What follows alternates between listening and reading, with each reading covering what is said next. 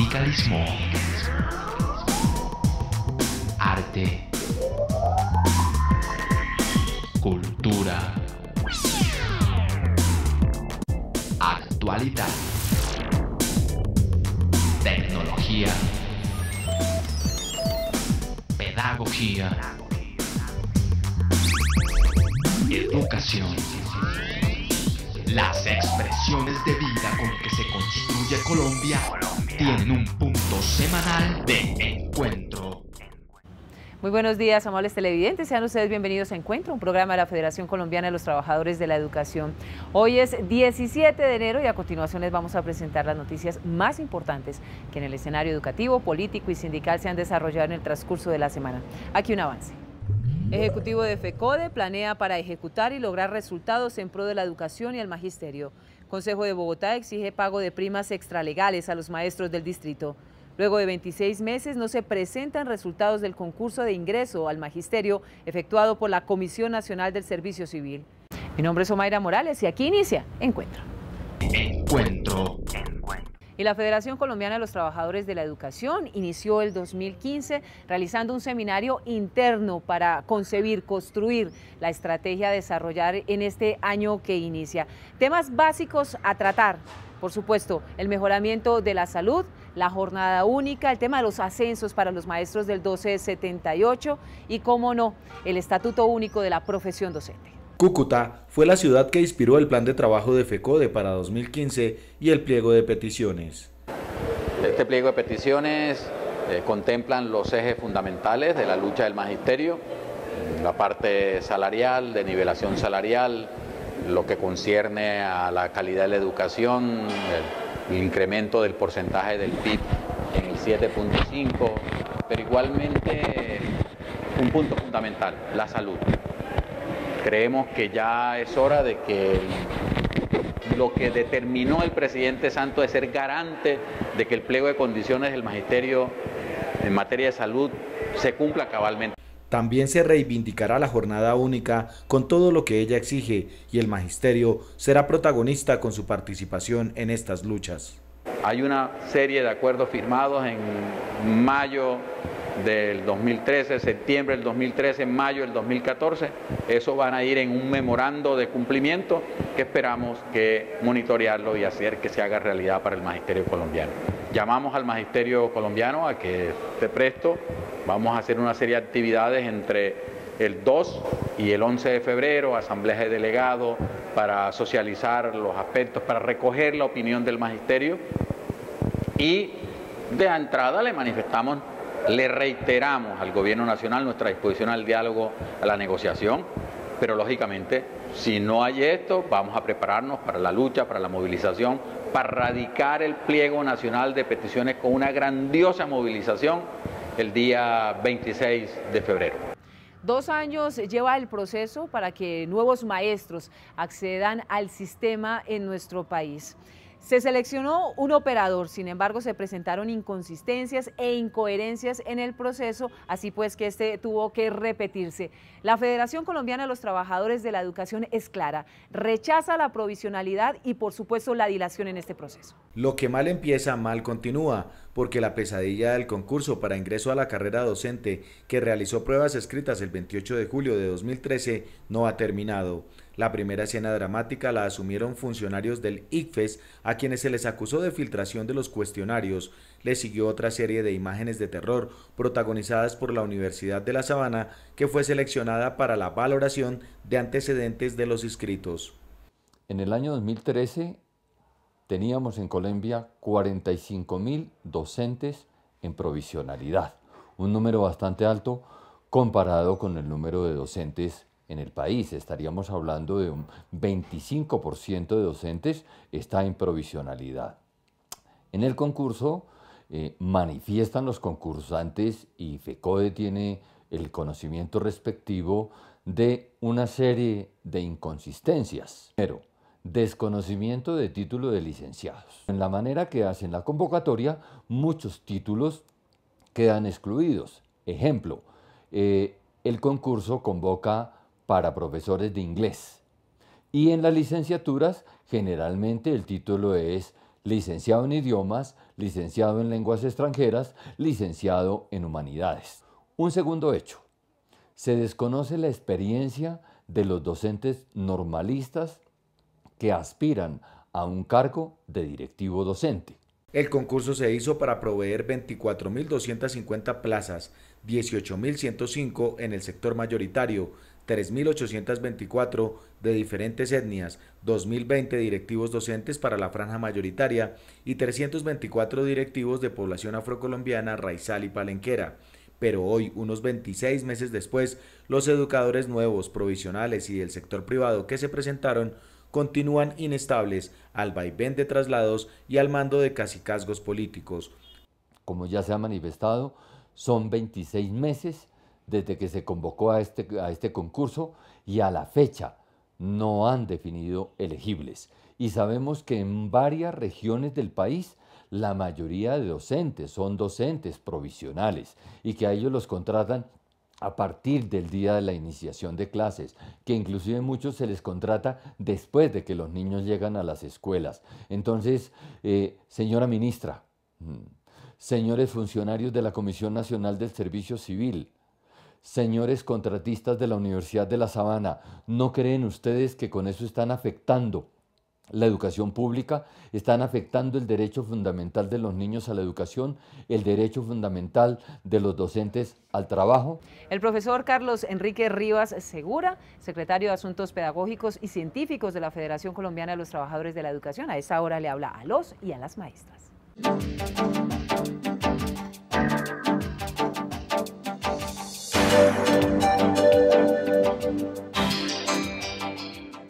Un alegre saludo para los maestros y maestras en este año 2015, deseándoles los mejores éxitos y progresos. De igual manera, convocándolos a la unidad como el elemento fundamental para confrontar la política del gobierno en materia laboral, en materia salarial y en materia de prestaciones sociales. Desafortunadamente, arrancamos nuevamente un año muy mal, con el 4.6% de aumento mínimo salarial para los trabajadores de Colombia, lo que hace las condiciones mucho más invivibles y mucho más indecorosas en el caso concreto de mejores condiciones de vida. De igual manera, los maestros de Colombia nos preparamos este año para un paro nacional indefinido que tiene que tener características de movilización, de lucha y de confrontación para que podamos ganar 4 o 5 puntos que son fundamentales para nosotros. Primero, mejorar el tema de la salud, que se ha vuelto un cuello de botella y que desafortunadamente debilita a las organizaciones sindicales. En segundo lugar, la lucha por el estatuto único de la profesión docente.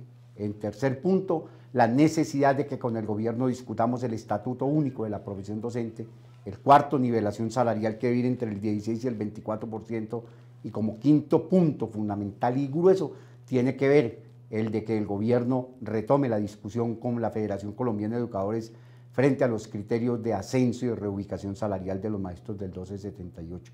Deseamos también denunciar la situación que está ocurriendo con el no pago de las deudas que se había comprometido el gobierno nacional y específicamente el Ministerio de Educación, como el caso concreto de Bogotá, donde ya ha dado la carta de disponibilidad el distrito, pero los señores del Ministerio de Educación se han opuesto y no han querido girar los recursos porque los excedentes los colocará el distrito capital. Expresarles un fin de semana a los maestros y maestras de Colombia y un abrazo de unidad para confrontar la política del Estado y para defender los intereses de los trabajadores de la educación.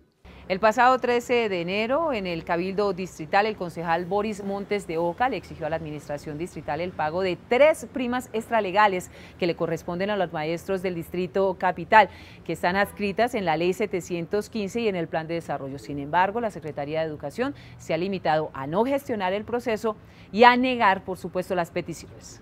El magisterio colombiano ha ganado varias primas extralegales por acuerdos departamentales, distritales y municipales. En Bogotá hay 3 debidamente aprobadas. La primera por antigüedad, que está sustentada en el Acuerdo 06 de 1986.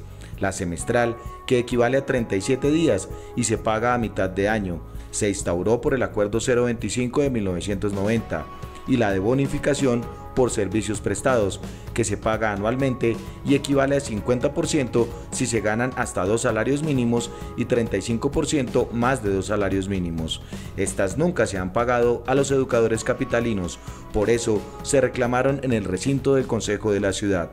Consideramos que a partir de la reforma constitucional del artículo 356, mediante el Acto Legislativo 01-2001, se empieza a fortalecer el proceso descentralizador en Colombia, entregándole la dirección, la administración, la ejecución, los nombramientos, los traslados de la educación a los departamentos, distritos y municipios.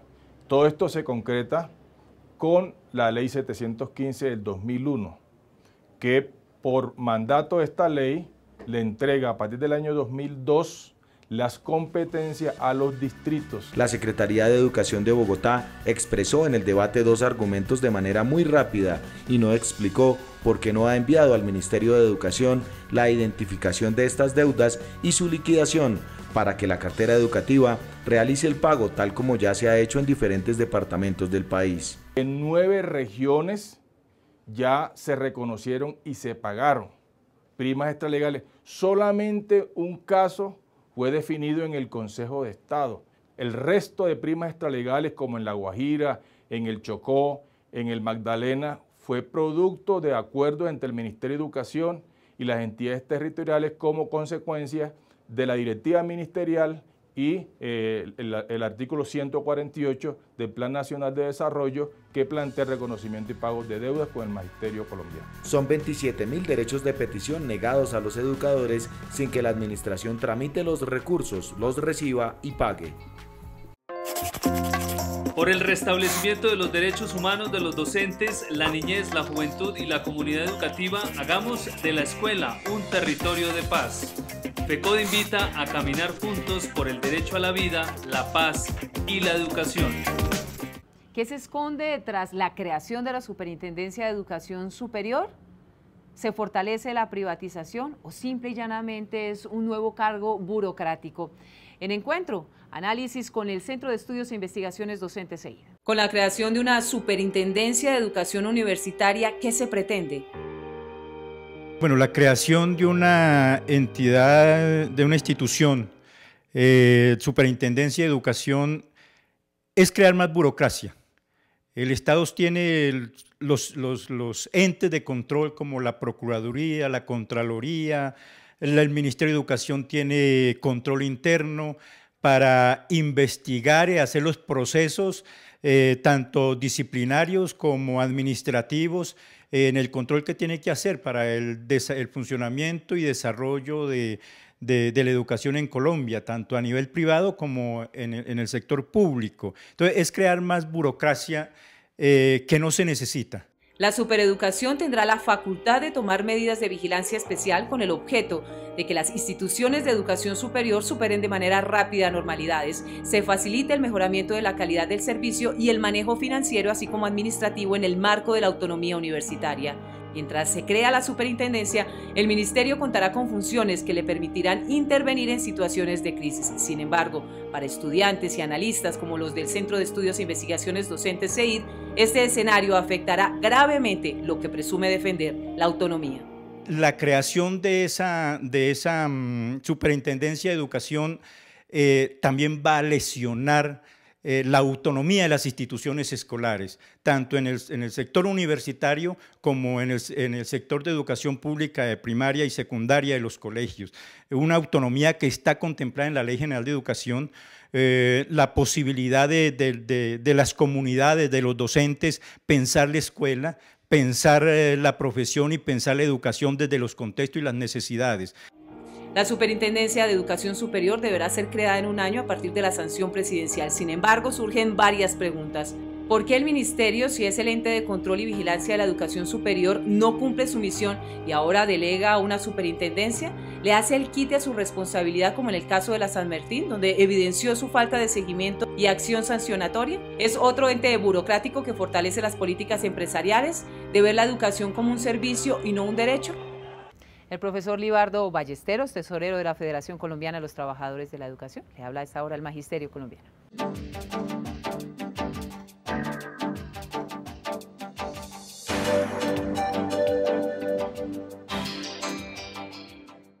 Buenos días.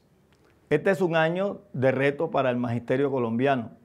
Por eso, desde ya, la FECODE está organizando el pliego de peticiones que presentaremos al Gobierno Nacional a finales de febrero. Este pliego debe contener aspectos como la problemática de la salud, que hasta ahora no ha habido una salida efectiva, lo relacionado con los criterios para ascenso de los docentes del 1278. La crítica situación que tiene en estos momentos el Fondo de Prestaciones Sociales en Magisterio en cuanto están retenidos todos los pagos por concepto de cesantías parciales, cesantías definitivas, problemas con las pensiones, en fin, creemos que el Gobierno Nacional a través del Ministerio de Hacienda debe resolver esta situación cuanto antes, porque de lo contrario va a haber una problemática sin salida en el Fondo de Prestaciones Sociales del Magisterio.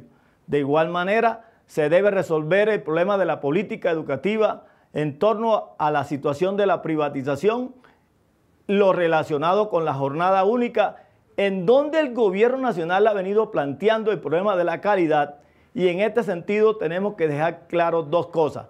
La primera es que hay una diferencia entre el concepto de calidad que tiene el Gobierno Nacional y el que tenemos a nivel de FECODE. El Gobierno Nacional mide la calidad por los resultados de las pruebas Saber, PISA, etc. Y nosotros decimos que la calidad se mira por la formación integral y, por supuesto, en la formación para la vida. Muy buenos días. Y hoy en Encuentro, una innovación pedagógica que evidencia los altos niveles de creatividad y compromiso de nuestros educadores. Una maestra que en una zona de difícil acceso aquí en la capital de la República ha decidido recurrir a esos elementos que hacen parte de los residuos o lo que muchos llaman basura para construir una verdadera estrategia y hacer que sus estudiantes se enamoren de la matemática. Con estos elementos, esta docente en una zona ubicada a la periferia de la capital de la República diariamente se la juega para comprometer a los estudiantes con las matemáticas y además a través del conocimiento ser amigable con el medio ambiente, reciclando lo que para muchos son desecho o basura. Construidos muchos juguetes y juegos con material reciclado, sale muy económico, y la idea de mi iniciativa es enseñarle al papito que la matemática es algo agradable. Con Lúdica Matemática, desde el diseño, la construcción y la aplicación, se cumple con el ciclo del aprendizaje. Juegos tradicionales como los bolos, la simple lectura de un reloj y las tapas de gaseosa sirven para acercarse de manera divertida a lo que para muchos en la escuela es el coco, el tema de los números y las fórmulas matemáticas. Trabajamos el concepto de líneas paralelas, puntos, y a las construcciones que se hacen. Ellos aprenden a hacer su propio diseño, a leer un diseño. Y mira las cosas tan bonitas que hacen. Esta es la tabla del 9. Mira una forma de enseñarnos las tablas, las figuras geométricas. Todo ese trabajo de chicos que se están rehabilitando de las drogas y que también aprenden matemáticas con todos estos implementos. Este es un juego de bolos. ¿Cómo se juega? Se juntan más los bolos, se lanza la pelota y el bolo que quede de pie, el niño tiene que construir un problema que el resultado le dé el número que está en el bolo. Aquí con el reloj aprenden las horas, pero también los números romanos. Así los maestros evidencian con creatividad, donde sacan 5, compromiso con el conocimiento otros 5 y en innovación 10, porque en medio de la carencia de una dotación actualizada, ellos construyen y generan procesos de aprendizaje certeros y efectivos, porque cuando se trata de educar, formar y hacer pedagogía, sin lugar a dudas, ellos saben cómo hacerlo. Las acciones criminales contra los docentes vulneran el derecho a la educación. FECODE invita a caminar juntos por el derecho a la vida, la paz y la educación. Las 10.000 becas que el Gobierno Nacional ofreció para los mejores estudiantes del territorio colombiano tienen varios reparos. El primero, que inicialmente, recuerden, el gobierno ofreció 600.000 nuevos cupos, luego bajó a 400.000 y terminó entregando 10.000 becas. Y el segundo, que estas terminan afectando a las universidades públicas que no reciben recursos y financiación adecuada para acreditarse con calidad. Cuando establecemos que damos becas vía oferta, lo que estamos diciendo es a unas personas vayan y hagan demandas en el sector privado de la educación que nosotros con recursos públicos financiamos. En segundo lugar, 10.000 becas frente a las necesidades del país y especialmente los sectores más pobres son relativamente pequeñas. Debo decir que el año pasado egresaron 573.000 bachilleres. En Colombia, el acceso a educación superior de alta calidad es difícil porque se ha privilegiado la cobertura a punta de hacinamiento sobre la construcción de nuevos edificios, la inversión en tecnologías, laboratorios e instalaciones para las prácticas artísticas y motrices. Por ello, en vez de hacer esta tarea en las universidades públicas, al gobierno le dio por borrar la promesa de 600.000 nuevos cupos y escribir a la carrera una efectiva campaña publicitaria que informa la entrega de 10.000 becas en universidades de élite. Pasto y Nariño no tiene ninguna universidad de estas certificadas, entonces a los muchachos de Nariño, de Pasto, que son buenos bachilleres, pero que tienen su condición de ser pobres, aunque les dan las becas, les toca irse del Nariño para ir a estudiar su educación superior con un problema muy grave, y es que esas regiones requieren que sus mejores bachilleres se formen allá. Hay críticas a las mesadas para el sostenimiento de los estudiantes y al monto de los recursos, que apenas llega a 155.000 millones de pesos. Lo peor es que en preescolar, básica y media, las noticias tampoco son alentadoras. Se requieren, para que haya jornada única, crear colegios o infraestructura educativa que garantice a 2.100.000 estudiantes que van en la jornada de la tarde nueva infraestructura para hacer jornada única. Eso vale más de 3 billones de pesos. En segundo lugar, debe advertirse que la jornada única requiere un incremento en los salarios para los docentes. Y 3, hay que hacer esfuerzos grandes en temas de alimentación escolar, de dotaciones escolares. Colombia necesita presupuesto público para la educación pública si no quiere que todo sea publicidad. El paro de la rama judicial en nuestro país alcanzó a superar los 3 meses, por supuesto afectando fuertemente el acceso a la justicia de la ciudadanía. Sin embargo, el presidente de Azonal Judicial hoy señala que lo que hay tras este paro, el no resolverlo por parte del gobierno nacional, es una pelea, una pugna de egos entre el ministro de Justicia y, por supuesto, el sindicato de la rama. El gobierno de Juan Manuel Santos volvió a aplicar una fórmula fallida, desconocer la realidad del país, así como un día dijo: el tal paro nacional agrario no existe. Hoy invisibiliza el cese de actividades de la rama judicial, que en medio de la crisis carcelaria y el hacinamiento en las unidades de reacción inmediata, URIs y centros penitenciarios, fue la cereza de la torta. 3 meses de paro que deja una multimillonaria pérdida y miles de procesos represados. Es que en ese caso del paro agrario el presidente se preguntó cuál paro, pero en este caso un silencio total. Él ignora y ha minimizado el paro. Entonces creo que un jefe de Estado, sabiendo que uno de los poderes públicos, de los 3 poderes públicos, está cesando, está en paro, debería personarse porque él es el timonel de este barco. Es la nación colombiana la que exige que la justicia nuevamente, como servicio esencial, se siga prestando. El gobierno ha dicho que el paro es ilegal, pero no lo ha podido declarar porque se ajusta a lo que está en paro, la justicia. El sindicato de la Fiscalía denunció a Santos ante la Organización Internacional del Trabajo por violación a los derechos laborales y Azonal piensa seguir el proceso con el colectivo de abogados José Alvear Restrepo. Hoy, en vez de pensar en un bien público y de reforzar el sistema judicial para el postconflicto, lo dejan al garete poniendo en riesgo este servicio esencial. Los hombres pasan, las instituciones quedan, el ministro puede pasar, pero el problema es estructural. ¿Por qué? Porque tenemos un problema de autonomía presupuestal en la rama no es autónoma y tenemos también un problema de un gobierno que no invierte presupuesto suficiente en la justicia. Creemos que es un problema de toda la sociedad, es un problema estructural. La justicia es la estructura de la paz sería la superestructura. Un país que no tiene justicia no puede de pronto desenvolverse como quisiera dentro de la paz. Los trabajadores de Azonal han sido señalados de ser los responsables de la crisis, sin embargo ha sido el gobierno nacional el primero en incumplir los acuerdos pactados y de desconocer que la crisis carcelaria es el resultado del crecimiento de la oferta judicial en más de un 300% y con la misma planta de funcionarios.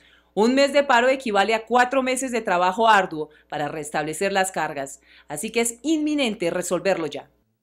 Y como ya es tradicional, el profesor Luis Gruber Ibarra, presidente de la Federación Colombiana de los Trabajadores de la Educación, nos editorializa nuestro espacio de hoy.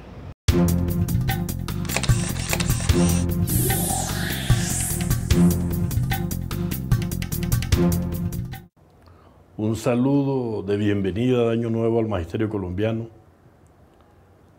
pero también decirles que esta bienvenida, que permitió un breve descanso a los maestros, es decirle que el establecimiento no descansa.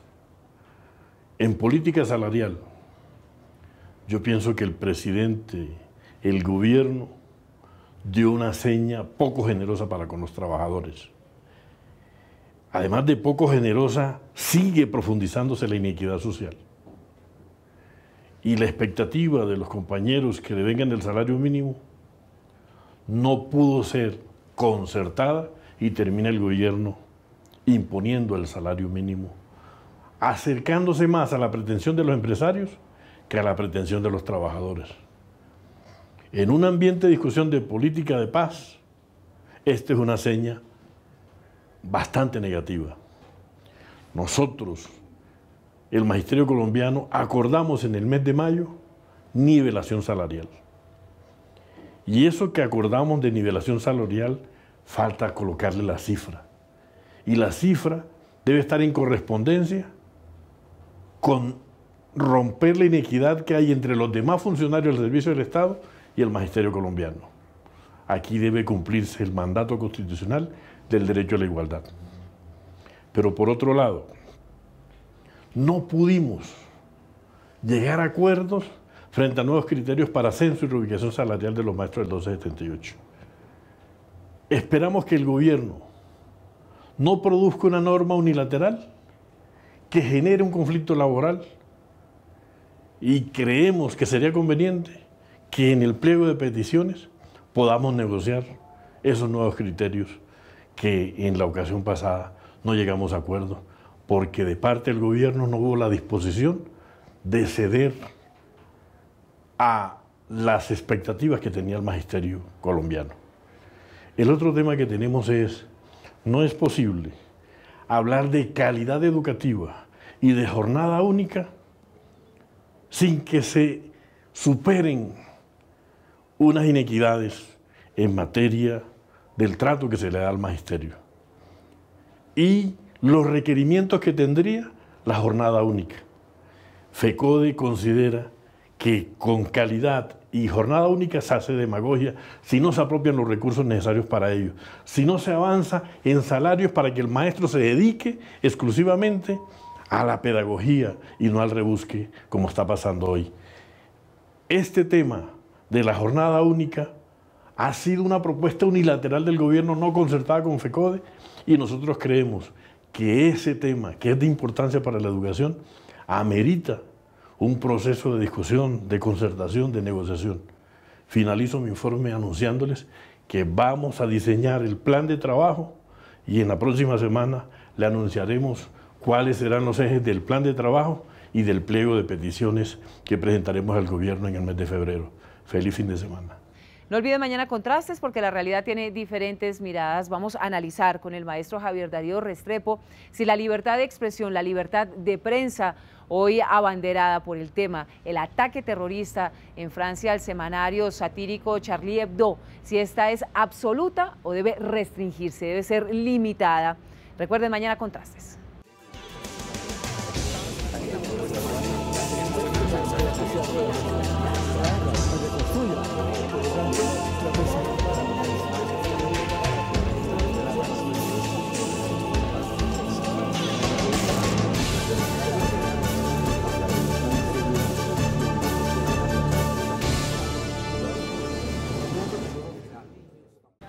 Ustedes y nosotros tenemos una cita habitual todos los sábados de 7 a 7:30 de la mañana por el Canal 1 en Encuentro, un programa de la Federación Colombiana de los Trabajadores de la Educación. Gracias por su compañía, nos vemos en 8 días, adiós. Sindicalismo, arte, cultura, actualidad, tecnología, pedagogía, educación, las expresiones de vida.